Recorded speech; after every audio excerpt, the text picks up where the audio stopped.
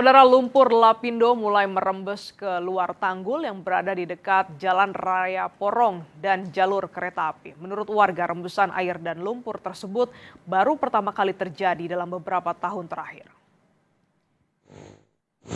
Air dan lumpur mulai merembes dari tanggul penahan lumpur lapindo di titik 10D, Desa Siring, Kecamatan Porong, Sidoarjo, Jawa Timur sejak Jumat pagi. Petugas pelaksana Pusat Pengendalian Lumpur Sidoarjo (PPLS) menyatakan rembesan ini terjadi akibat penurunan muka tanah di area tersebut.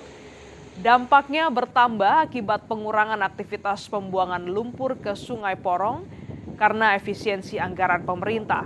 Untuk menanggulanginya, PPLS mengoperasikan 4 alat berat guna mengalihkan lumpur ke lokasi lain.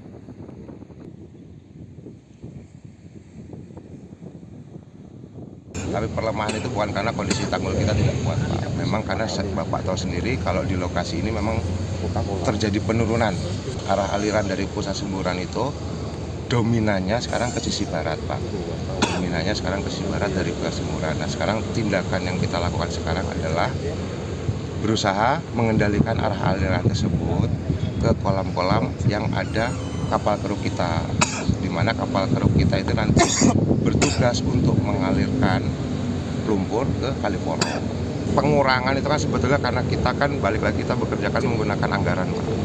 Sedangkan yang kita tahu bersama memang ada optimalisasi anggaran, efisiensi dan lain sebagainya.